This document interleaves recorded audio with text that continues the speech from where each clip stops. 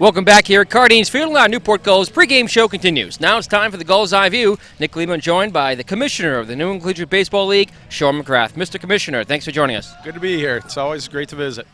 This is a pretty special night here for the Newport Gulls, Mr. Commissioner. 15 years being celebrated here as the Gulls welcome back alumni from throughout their history. It's been a remarkable 15 years, too. We have a lot of measurements as far as how to evaluate our organizations, and you can check off the box for every measurement and every evaluation, and Newport Gulls has done a tremendous job, and that's why they're one of the most respected and successful summer collegiate baseball organizations in the entire country. Never mind the NECBL. Anybody who comes here, it's a privilege to play here, a privilege to be a part of this organization, and certainly we're glad that they waved the NECBL banner. It's a special two-day weekend event. Tomorrow night the Gulls have a hot stove dinner and auction. Are you going to be in attendance of that as well? Yes, I'll be. I'm actually going to run back up in Massachusetts for watch my daughter play soccer tomorrow, and then come right back for the big event. Put some miles in the car.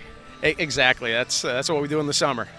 You've been the commissioner for a few seasons now. Have you really settled into the role? And we've already noticed here in the broadcast with Point Streak the league is making advances. Yeah, no doubt. It certainly was an adjustment, but I think I'm getting settled in. One of the privileges I have is being able to spend more time in all the ballparks around the league and spend more time with the general managers like Chuck Pava and really see all the operations and recognize that every community, every organization is different, but that works for their community. It works for their organization. And it's a lot of hard work, year-round hard work to make 21 games at home here in Cardines what it is.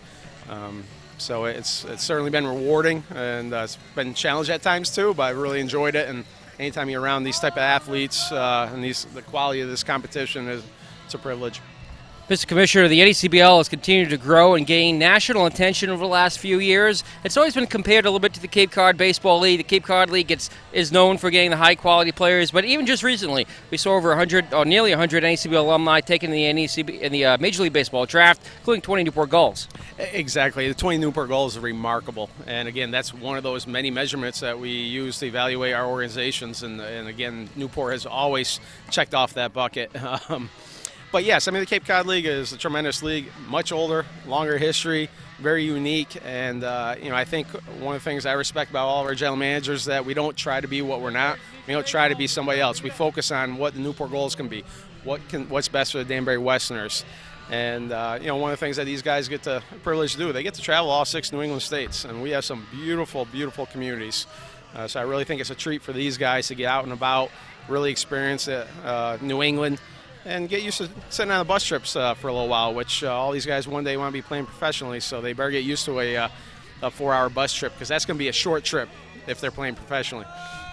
What's the future hold for the NECBL? We've seen it pretty stable around 12 teams for quite some time now, a couple expansions to 13 over the years, but it seems like 12 has been a pretty consistent number. Yes, it has. It's been a really good number. I think all the general managers enjoy that, the 6-on-6 division lineup.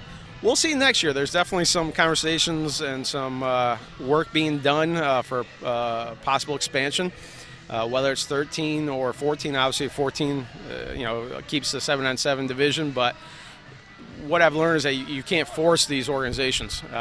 If it's organically grown from the community wants it, and you have baseball people and the sponsors that can support it, you can have success. But if you try to force putting a team in a community that maybe we think should be an NECBL community, and they're not supportive or receptive, typically won't translate into success. So this may be the premier event of the Newport Gulls Summer, this alumni reunion weekend, but the premier event every year for the NECBL is the All-Star Game, and this year, it's for the first time ever, it's being held at a park that is beloved around the league, Goodall Park, celebrating their 100th anniversary in Sanford, Maine. Can't imagine a better venue. I am absolutely thrilled to be going there and showcasing the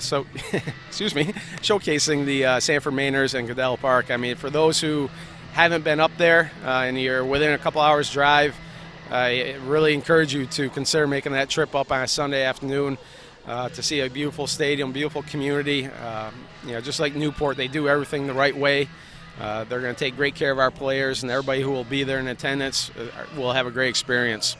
Commissioner of the NECBL, Sean McGrath. Mr. Commissioner, thank you as always for joining us. Great to be back. Catch you up with you tomorrow night. You got it. Look forward to it. Our pregame show continues. Mike Coombs is next on the NECBL Broadcast Network.